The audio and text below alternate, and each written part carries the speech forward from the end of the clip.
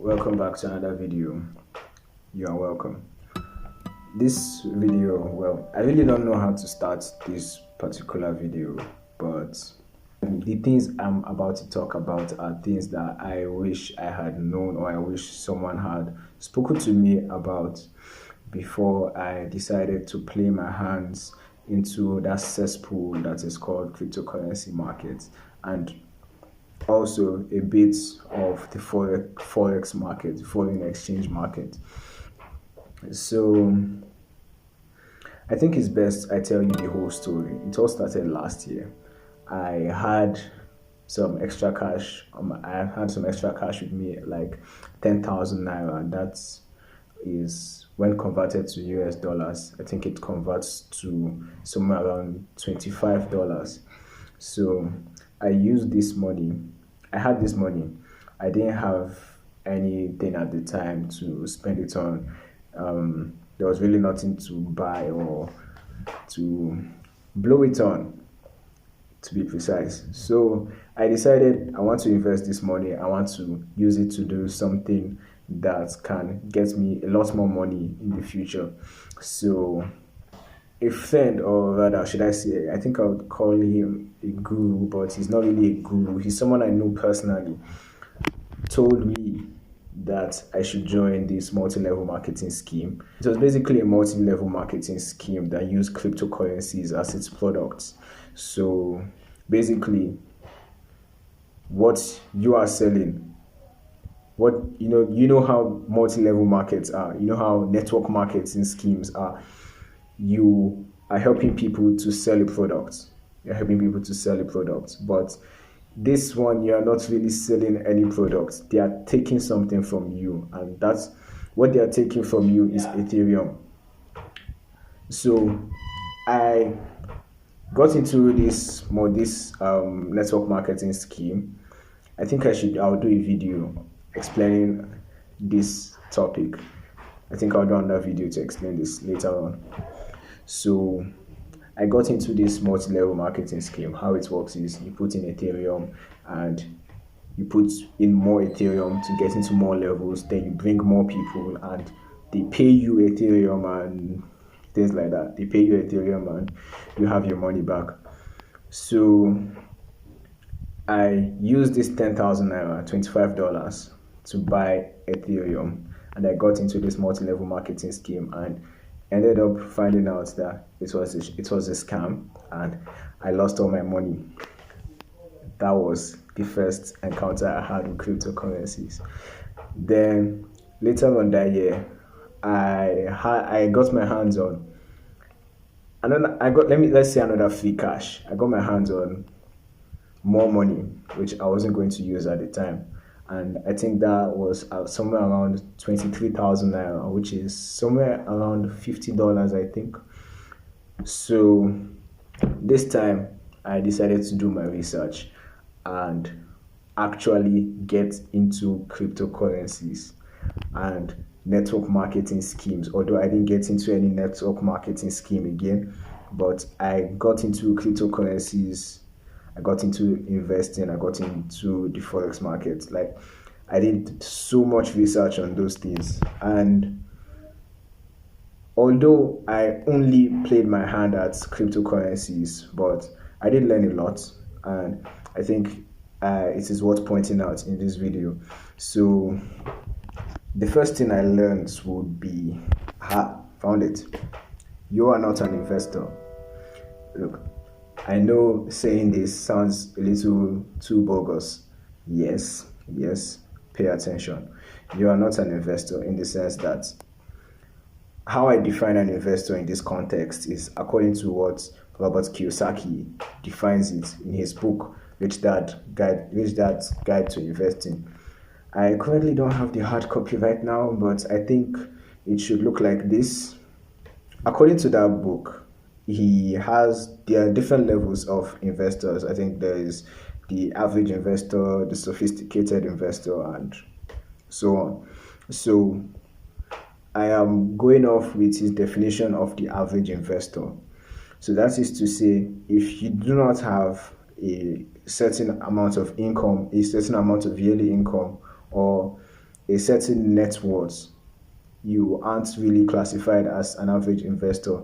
This is because your investments aren't really safeguarded by anything. Your investments aren't safeguarded by anyone. No one cares about your capital. If you lose your money, the banks don't have your back. You can't take the money to court because you are not qualified to be investing in the first place.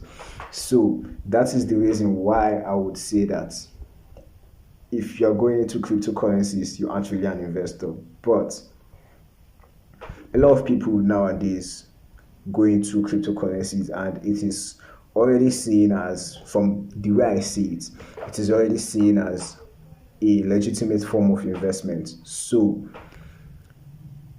if you go into cryptocurrencies, you will still I will still say you're an investor, but that is if you go with a certain amount of money. Mind you, this is all my personal evaluation. That is to say, let's say you go into cryptocurrency investing with money less than $1,000.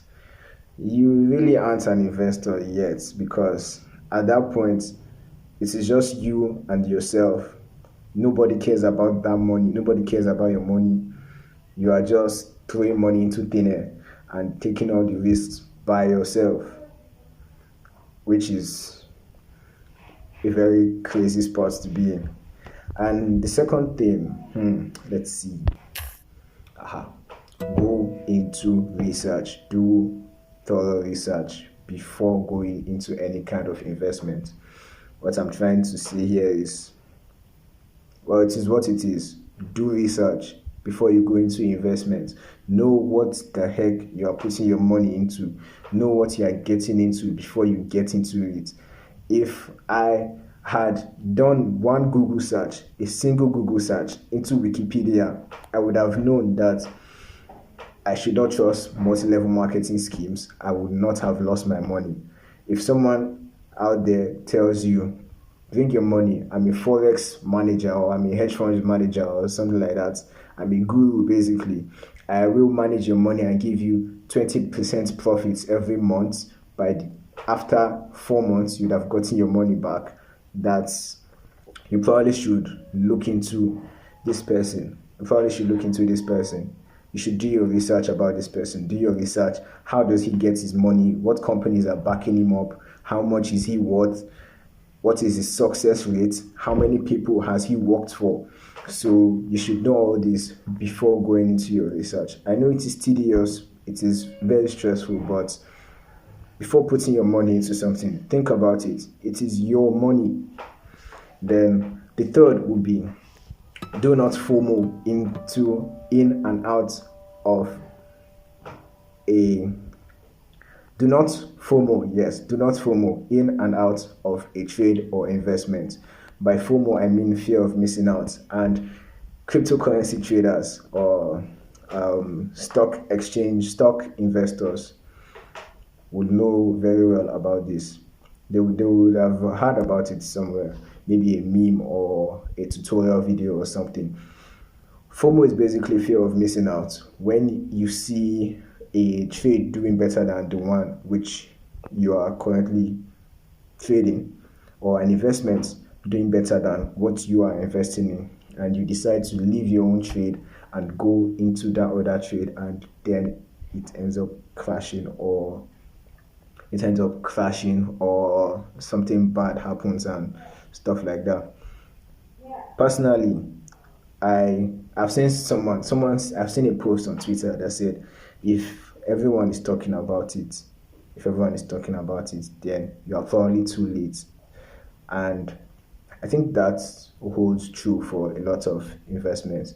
When everyone is already talking about it, when everyone is already talking about how they've made money from GameStop stocks, you probably should not buy those stocks in that moment, because you are already too late. Do not FOMO into it. You are going to lose money. But if you end up gaining something, well, more power to you. And the fourth would be, always have a stop loss. Now, a stop loss is, I really don't know how to explain it, but A stop loss is kind of a price, in the market below which is below your buy order. Your buy order is the price which you enter the market. So the stop loss is the price below the buy order, that is if you are buying, or above your buy order, that's if you are short selling. So the stop loss is that price where you leave the market after making a certain amount of losses. So that is to say that when investing, you should know that you aren't there to lose money. A lot of gurus and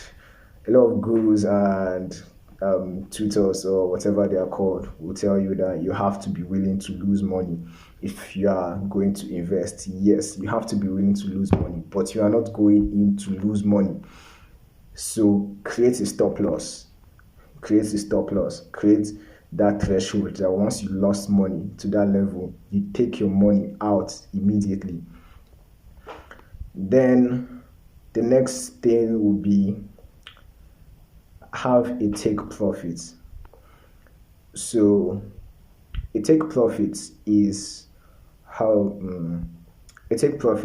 like an amount of profit you make in the market where you would stop the trade and just realize all the profits made and leave the market. So what I'm trying to say here is that know what to do with your profits.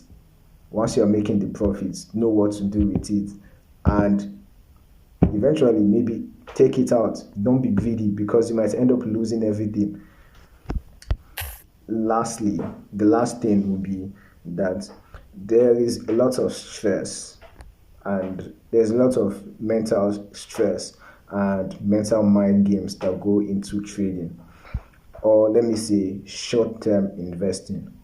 So if you're a short-term investor or a day trader, as they would say it, you are basically gambling because everything is happening so fast and it's happening right in front of your eyes, and you need the profit immediately in a market that is so volatile. So it is out of your control. Everything is out of your control. And that can be really draining. It's like playing a poker game and watching your life hang on that poker game. And well, basically, it is just a very tough spot to be in, and it's very emotionally and mentally draining. So I would advise that you should also consider that too before you get into day trading or short-term investing. I mean, investing in cryptocurrencies is something that should be done on the long term. You can't really, it's not really advised for you to go into cryptocurrencies expecting to make a profit within a year or 2 years.